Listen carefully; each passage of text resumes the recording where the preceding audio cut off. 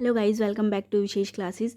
इस लेक्चर में हम डिस्कस करेंगे important topic of higher education. इससे पहले मैं ancient India, education in ancient India, education before independence, education after independence discuss कर चुकी हूँ। तो अगर आपने वो लिंक नहीं देखे हैं, वीडियोज़ नहीं देखे हैं, तो लिंक मैंने डिस्क्रिप्शन में डाल दिया है, ठीक है। तो वो बहुत इंपॉर्टेंट है। अभी लास्ट मंथ प्रिपरेशन में आपकी बहुत हेल्प करेंगे, ठीक है।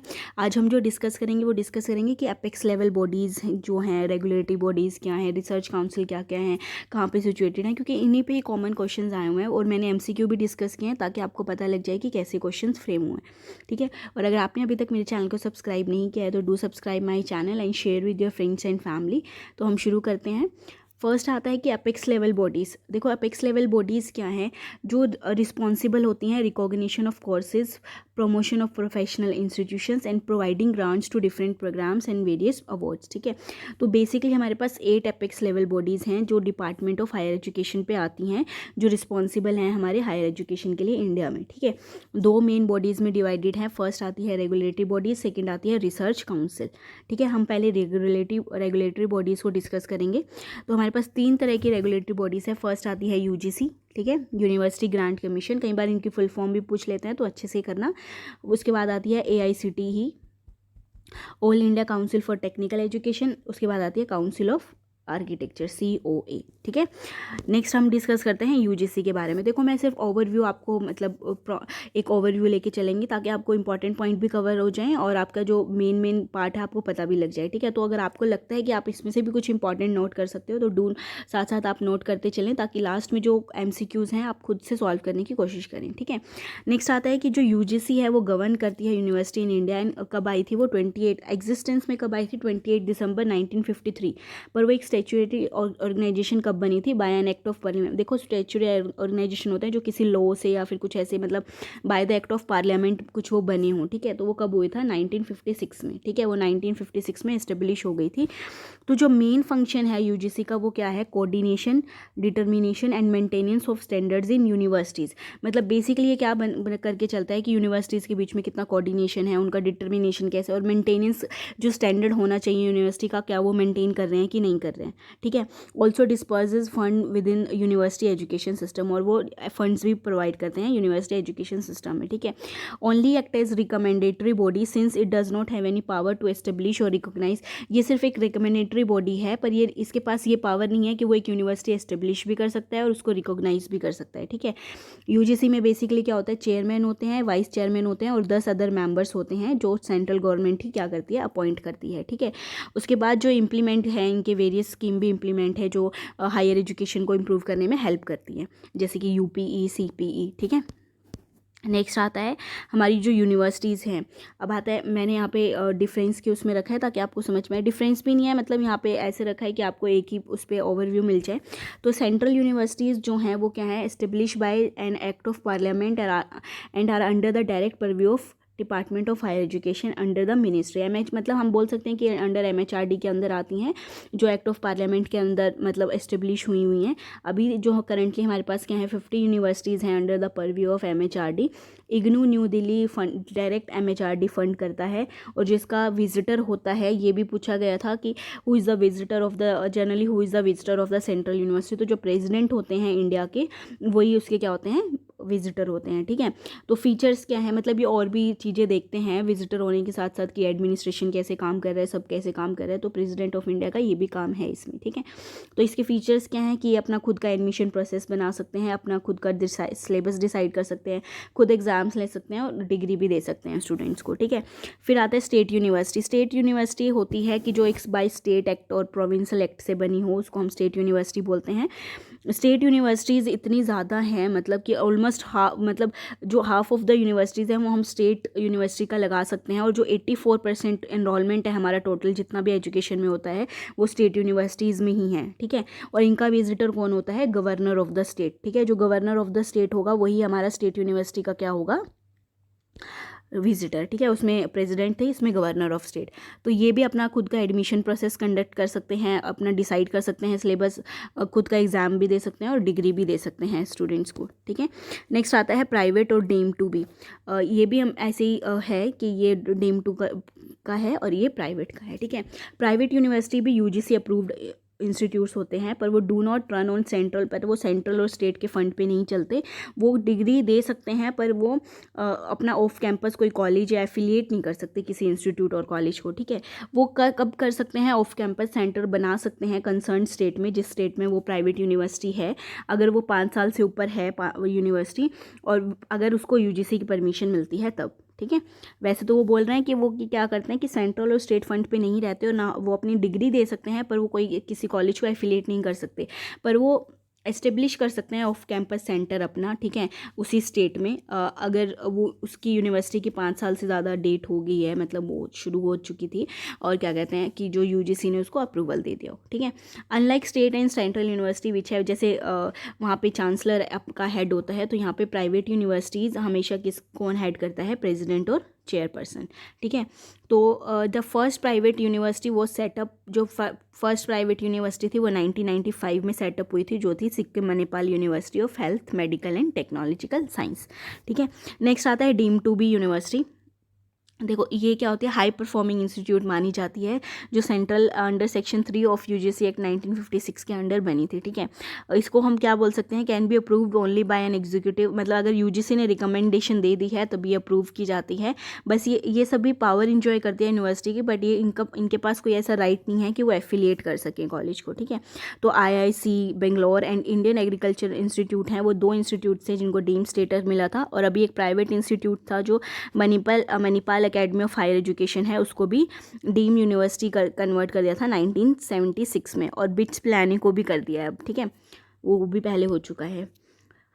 मेटा यूनिवर्सिटी क्या होती है, ड्यूरिंग द जो अभी 12th प्लान था जो यूजीसी ने इनिशिएट, उसमें एक मेटा यूनिवर्सिटी का कंसेप्ट ओपन किया। मेटा यूनिवर्सिटी बेसिकली कुछ नहीं है, उसको हम सेकंड जनरेशन यूनिवर्सिटी बोल सकते हैं, मतलब उसमें कोई ऐसा फिजिकल बाउंड्री कंडीशन नहीं है कि आपको जाके क्लास अटेंड करनी है, नहीं तो वो किस में है, able to open in virtual space, ठीक है, एक वर्चुअल स्पेस पे रहेंगी।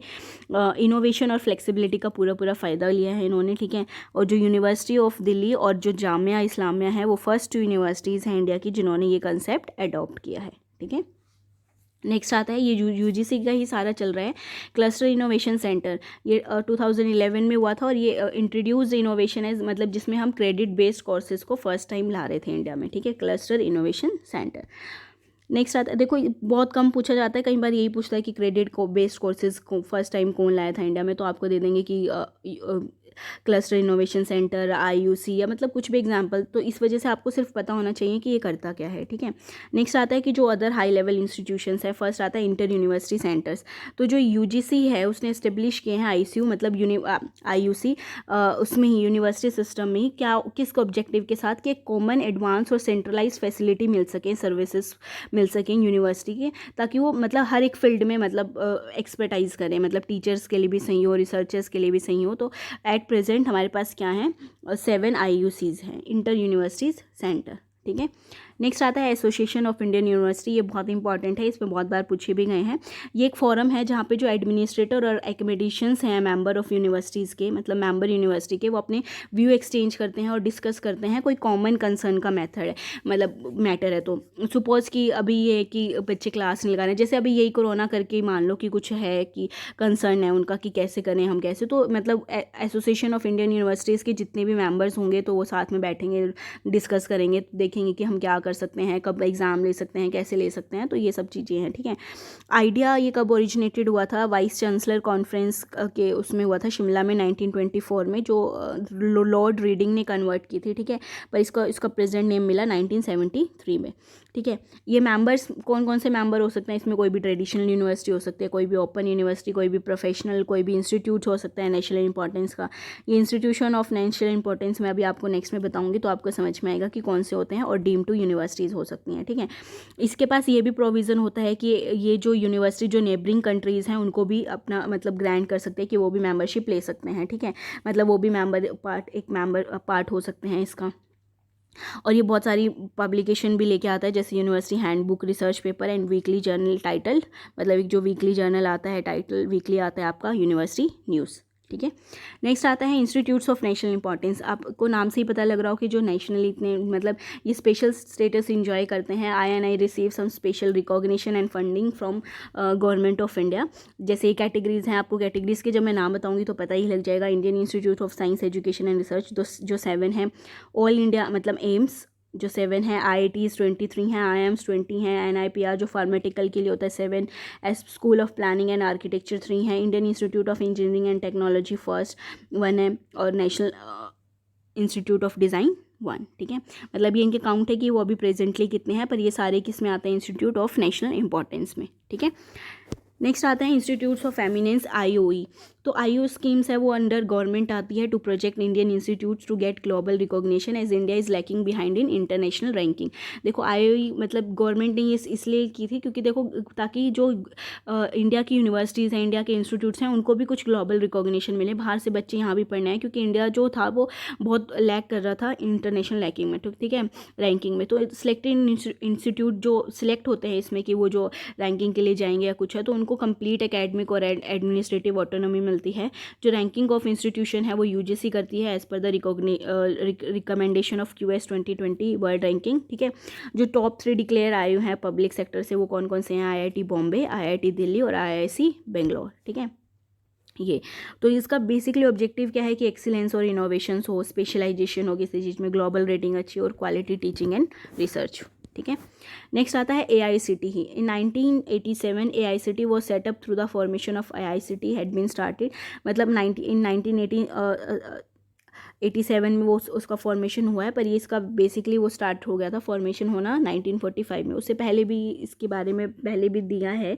ठीक है, it would be going to cover program of technical, मतलब ये किस लिए था, जितने भी टेक्निकल एजुकेशन प्रोग्राम है, ट्रेनिंग और रिसर्च से रिलेटेड एट डिफरेंट लेवल, ये सबको देखने वाला था। ठीक है, COA जो ये अभी हमारी दूसरी रेगुलेटरी बॉडीज़ आ गया। फर्स्ट UGC कवर हो गया, AICTE आ गया, अब COA आते हैं। इट वॉज कॉन्स्टिट्यूट मतलब ये गवर्नमेंट ऑफ इंडिया ही देखती है under the provision of architect act 1972। ये एक्ट बेसिकली क्या है कि वहाँ पे रजिस्ट्रेशन होती है आर्किटेक्ट्स की, और जितने भी मैटर रिलेटेड टू आर्किटेक्ट्स होते हैं वो सारे वहाँ पे देखे जाते हैं, काउंसिल ऑफ आर्किटेक्चर। ठीक है, नेक्स्ट आते हैं, अब हमारे पास 8 एपेक्स बॉडीज़ थी जिसमें से हम 3 डिस्कस कर चुके हैं।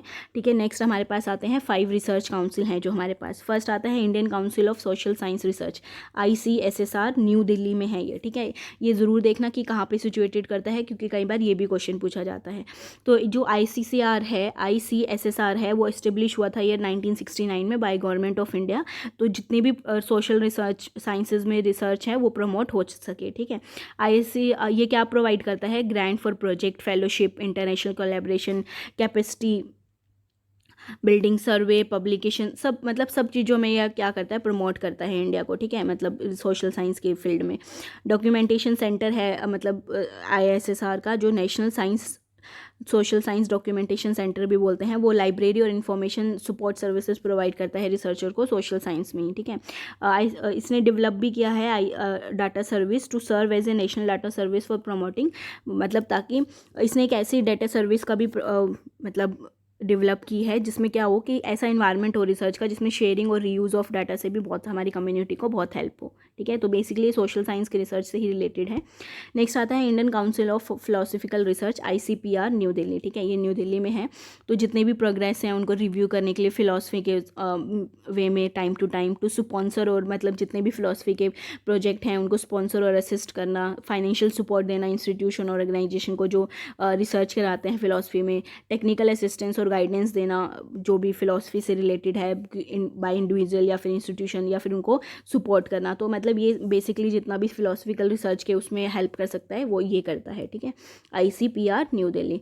नेक्स्ट आता है centre of studies in civilization, product of history of India, science, philosophy and culture, PHISPC। ठीक है, तो ये लॉन्च हुआ था 1990 ईयर में with the basic objective of undertaking interdisciplinary study so that inter connection between, मतलब कि क्या था कि इंटरडिसिप्लिनरी स्टडी के बीच में था ताकि जो इंटर कनेक्शन है साइंस, फिलोसफी और कल्चर के बारे में हम पता लगा सकें। ठीक है, और बाहर ला सकें उन डिटेल्स को। नेक्स्ट आता है Indian council of historical research. Indian historical एक ऑटोनॉमस ऑर्गेनाइजेशन है जो अंडर सोसाइटीज़ रजिस्ट्रेशन एक्ट हुई थी, एक्ट इन 1972 में, ठीक है। जो प्राइम ऑब्जेक्ट था काउंसिल का वो प्रॉपर डायरेक्शन देना था हिस्टोरिकल रिसर्च को और इंक्रेज करना था और उनके ऑब्जेक्टिव को अचीव करना और साइंटिफिक राइटिंग ऑफ हिस्ट्री को, ठीक है। जो ब्रॉड एम था काउंसिल का वो क्या था कि हिस्टोरियंस को साथ में लाए और एक ऐसा फोरम बनाए जहाँ पे वो अपने व्यूज़ एक्सचेंज कर सकें, एक नेशनल डायरेक्शन दे सके अपने ऑब्जेक्टिव को, और एक रेशनल मतलब राइट प्रेजेंटेशन हो, इंटरप्रिटेशन सही हो इसे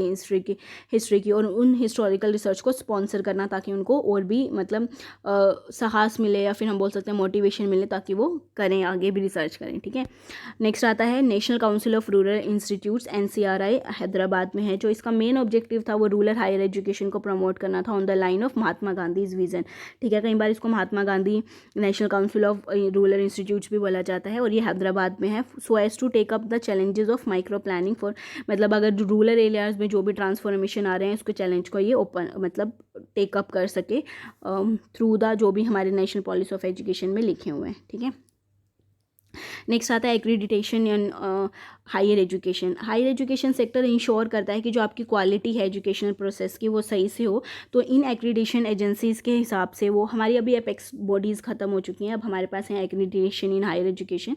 तो जो इसके बेस पे इन्होंने बेसिकली एजेंसीज़ ली हुई हैं, ठीक है। कौन कौन सी हैं? National assessment and accreditation council NAAC, national board of accreditation NBA और एक्रीडिटेशन बोर्ड। इन सब की अपनी अपनी एजेंसीज़ के अपने अपने काम है जो अभी हम देखने वाले हैं।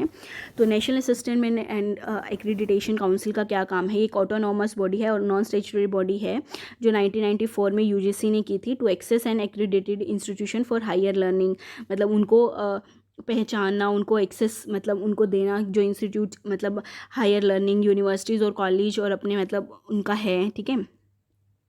ये रेगुलरली पब्लिश भी करता है मैनुअल और प्रमोट भी करता है material for assessment and accreditation, ठीक है। नेशनल बोर्ड ऑफ एक्रीडिटेशन भी 1994 में ही सेट हुआ था to conduct periodical evolution of technical मतलब जो टाइम टू टाइम जो टेक्निकल कोर्सेज चल रहे हैं उनका इवोल्यूशन करना, ठीक है। इसके पास अथॉरिटी रहती है कि ये किसी भी इंस्टीट्यूशन और प्रोग्राम को क्या कर सकता है, रिकॉग्नाइज भी कर सकता है और डीऑर्गेनाइज भी कर सकता है, रिकॉग्नाइज भी कर सकता है।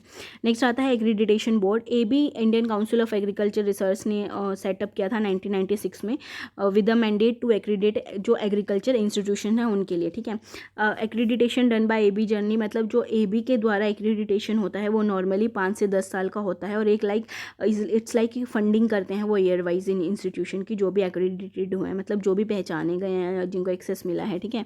एक्रीडिटेशन वॉलेंट्री है इंडिया में बट कुछ स्टेट ने इसको मैंडेटरी बना दिया है स्पेशली फॉर प्रोफेशनल इंस्टीट्यूशंस ने, ठीक है। नेक्स्ट आते हैं अब हमारे पास MCQs, ठीक है। हम अभी MCQ डिस्कस करेंगे, अब जितना हो सकता था हायर एजुकेशन में मैं करवा चुकी हूँ। नेक्स्ट हम जो वोकल एजुकेशन से रिलेटेड है और उनके से रिलेटेड जो स्कीम्स जितनी भी हैं वो डिस्कस करेंगे नेक्स्ट लेक्चर में। तो आपका हायर एजुकेशन ऑलमोस्ट कंप्लीट हो जाएगा नेक्स्ट वाले में, ठीक है। उसके बाद आपका गवर्नमेंट एंड पॉलिटी वाला रहता है जिसको मैं एक या 2 लेक्चर में कंप्लीट करने की कोशिश करूँगी, ठीक है। तो आपका हायर एजुकेशन का पूरा सिलेबस कवर हो जाएगा विद MCQ, ठीक है। उसके बाद हम अगर क्योंकि अभी टाइम है हम बहुत सारे MCQs डिस्कस कर सकते हैं तो मैं वो MCQ सीरीज डिस्कस करेंगे, ठीक है। तो through which act university grant commission came into existence, तो मतलब किस एक्ट के थ्रू जो यूनिवर्सिटी ग्रांट कमीशन है वो एग्जिस्टेंस में आया था? UGC act 1956, UGC act 1949, UGC act 1944, UGC act 1968। तो UGC एक्ट 1956, ठीक है। Which one of the following coordinates, promotes end funds and research activities of all social disciplines. देखो सोशल साइंस डिसिप्लिन का हमने अभी देखा था कि कौन सा रिसर्च काउंसिल करता है, ICSSR दिल्ली, ठीक है। Indian council of social science and research, ठीक है, दिल्ली में है जो। Generally who is the visitor of central universities India, कौन होता है visitor? Prime minister of India, minister MHRD, president of India और UGC। तो सेंट्रल यूनिवर्सिटी का विजिटर कौन होता है? President of India. और स्टेट यूनिवर्सिटी का कौन सा होता है? गवर्नर, जो भी स्टेट का गवर्नर होता है, ठीक है। Which one of the following institution was established as a consequence to closure of inter-university board brought in cooperation among the university in field of education and aid areas? देखो अभी ये हमने किया था कि जो इंटर यूनिवर्सिटी बोर्ड मेंबर्स होते हैं उनके बीच में मतलब यूनिवर्सिटी के बीच में कॉर्पोरेशन के लिए कौन सा हमारा इंस्टीट्यूशन है जो इस्टेब्लिश किया गया है? Association of central university, university grant commission, IAS Shimla और एसोसिएशन ऑफ इंडियन यूनिवर्सिटी। तो उसके लिए क्या है? AIU, that is association of Indian universities. 4 is the answer.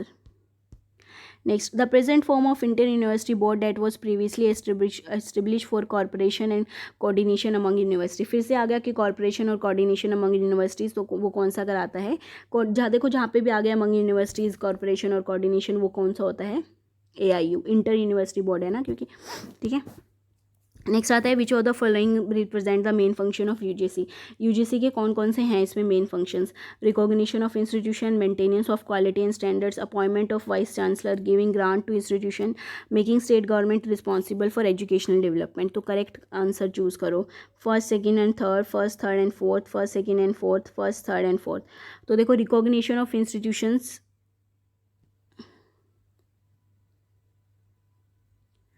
Maintenance of quality and standards, appointment नहीं होता, गिविंग ग्रांट नहीं होता, recognition, making state government responsible for,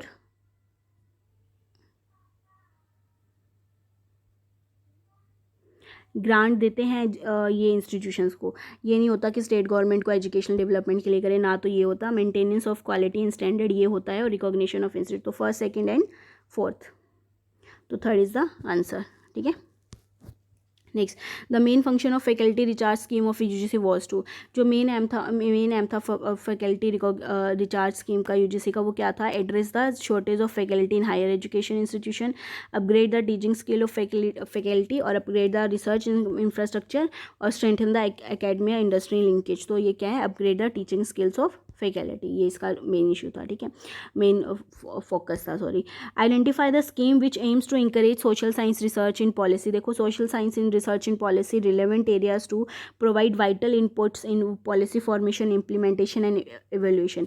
देखो ICCR की भी बहुत सारी फेलोशिप हैं, या फिर मतलब अलग अलग स्कीम है। तो जो इस स्कीम में था वो इम्प्रेस स्कीम में होता है, ठीक है। जो पॉलिसी से रिलेवेंट है, पॉलिसी फॉर्मेशन, इम्प्लीमेंटेशन, रिवोल्यूशन, वो कौन से में है? इम्प्रेस में, ICSSR इम्प्रेस, ठीक है। तो ये वाला third is the answer. Identify the organization that provides a common platform to all universities including institutions of national importance. तो इसने क्या बोला है कि जो ऐसे ऑर्गेनाइजेशन को दो जो एक कॉमन प्लेटफॉर्म देता है, मतलब जिसमें क्या है? इंस्टीट्यूशन ऑफ नेशनल इंपॉर्टेंस भी है। तो वो क्या है? यूजीसी देखा था ना हमने कि यूजीसी में बहुत सारी central universities, private universities, institutions of common national importance, IOE सब आते हैं, ठीक है। तो वो यूजीसी है। Which one of the following is a non statutory body. तो वो क्या है? अभी हमने देखा था, अभी हमने पढ़ा था कि जो एक्रेडिटेशन, जो फर्स्ट वाली थी, national assessment and accreditation council, this is the non statutory body. The statement that are true in context in Indian concept, की जो ऑटोनॉमस कॉलेज हैं वो ग्रांट कर सकते हैं इंडिपेंडेंट ऑफ यूनिवर्सिटीज़, ऐसा नहीं होता। Autonomous college can grant only bachelor degrees, ये भी नहीं है। अगर वो बैचलर डिग्री करने तो फिर वो और भी कर सकते होंगे। Except doctoral degrees, all degrees and diplomas can be granted, नहीं, ये भी नहीं है। तो whatever may be the degree और diploma, autonomous degree can grant them under their own name but under the seal of affiliated university. ये सही है कि कोई भी डिग्री और डिप्लोमा हो जो ऑटोनोमस कॉलेज हैं वो ग्रांट कर सकते हैं अपने अंडर पर, अपने नेम के अंडर, पर उनको सील किसकी लगनी चाहिए? जो यूनिवर्सिटी से वो एफिलेटेड हैं, ठीक है। जो स्टैट्यूटरी फंक्शन है यूजीसी का, वो क्या है? To determine and maintain the standards of teaching and research in university, to develop curriculum for university courses, to control the conduct of examination, और टू अपॉइंट, देखो वो टीचिंग फैकल्टी ने appoint करता है, एग्जाम नहीं कंडक्ट करता, curriculum नहीं करता, वो सब वही देखते हैं जो कॉलेज और मतलब एक यूनिवर्सिटी का स्टैंडर्ड होता है। पर जो यूजीसी करता है वो क्या करता है? Determine and maintain the standard of teaching and research in universities, ठीक है। Which of the following is entrusted with responsibility for coordination and quality of higher education in India? कि जो रिस्पॉन्सिबिलिटी और कोऑर्डिनेशन के लिए, हायर एजुकेशन के लिए responsible है, तो वो ऑब्वियसली क्या है? यूजीसी ही है। Who is the administrative and academic head of Indian university system? जो एडमिनिस्ट्रेटिव और एकेडमिक हेड होता है यूनिवर्सिटी सिस्टम का, वो कौन सा होता है? वाइस चांसलर, ठीक है। क्योंकि देखो आपकी यूनिवर्सिटी में भी होगा, जो स्टेट यूनिवर्सिटी है वहाँ पे क्या होता है? वीसी होता है ना, जो एडमिनिस्ट्रेटिव और एकेडमिक हेड होता है, ठीक है। Which of the following bodies and unit in university has a statutory function to perform? जितने भी मतलब जो इनमें से बॉडी है वो यूनिवर्सिटी की, उसके पास एक स्टैट्यूटरी फंक्शन होता है परफॉर्म करने के लिए, तो वो होती है फाइनेंस कमेटी के पास, ठीक है। The leadership and executive role in higher education system in respect of State University of India is assigned to? कि जो लीडरशिप और एग्जीक्यूटिव रोल होता है हायर एजुकेशन सिस्टम में in respect of state university, वो किसको असाइंड होता है, तो वो वाइस चांसलर ऑफ यूनिवर्सिटी को, ठीक है। The institution of eminence tag granted by union government in the public sector are, कौन कौन से हैं, आईआईटी दिल्ली, अभी हमने किया था कि आईओ में किस किस को मिले हुए हैं पब्लिक सेक्टर में, IIT Delhi, IIT Bombay, Jawaharlal university Delhi, university of Hyderabad, Pondicherry और इंडियन इंस्टीट्यूट ऑफ साइंस। तो 3 को मिले हुए थे, हमने देखे थे आईआईटी दिल्ली, आईआईटी बॉम्बे और इंडियन इंस्टीट्यूट ऑफ साइंस। तो second is the answer, A, B and F. Next आता है university and university level are categorized into, जो यूनिवर्सिटी और यूनिवर्सिटी लेवल इंस्ट्रक्शंस है वो किस में कैटेगराइज हैं, central, state, private, deemed to be institution of higher learning और सिविल सर्विस सेक्टर इंस्टीट्यूशन। तो किस किस में है, वो सिर्फ सेंट्रल यूनिवर्सिटी में है, स्टेट में है, प्राइवेट में है और डीम्ड टू बी यूनिवर्सिटी। तो A, B, C, D, fourth is the answer. Sorry third है वो ऑप्शंस में फर्स्ट आ गया। The council of rural institute authority is situated at, मतलब कहाँ पे है, लुधियाना, अहमदाबाद, हैदराबाद और पुणे। तो हमने देखा था कि लास्ट जो हमने काउंसिल महात्मा गांधी वाली की थी तो वो कहाँ पे थी, हैदराबाद। नेक्स्ट आता है which private institution by the following had been granted the, जो आईओई का जिनको मिला हुआ है बाय द एमएचआरडी, तो वो कौन कौन से हैं, BITS Pilani, MAHE Manipal, Symbiosis Pune, Amity university Noida. तो जो 2 मतलब उनको मिले हुए हैं वो हैं बिट्स पिलानी और एमएएचई मणिपाल, ठीक है। तो यहाँ पे क्या है, फर्स्ट एंड सेकेंड। ओके, तो यहाँ पे ख़त्म होता है हमारा, ठीक है, आईओई का जो स्टेटस बिट्स पिलानी और एमएचए मणिपाल को मिला हुआ है। तो जी ये जितना कवर कर सकते थे हम ये सारा कवर कर चुके हैं हम, ठीक है। इसमें तो नेक्स्ट हम मिलेंगे कि जो हमारी और भी इंस्टीट्यूशंस हैं उनसे रिलेटेड जो वोकेशनल और जो हमारी स्कीम गवर्नमेंट ने चलाई हुई है, नेक्स्ट वो वीडियो में करेंगे। तो अगर आप ये खुद ट्राई करने की कोशिश करना जो भी क्वेश्चंस हैं, तो हम नेक्स्ट वीडियो में मिलते हैं। अगर आपने मेरे चैनल को अभी तक सब्सक्राइब नहीं किया है तो do subscribe my channel. Thank you.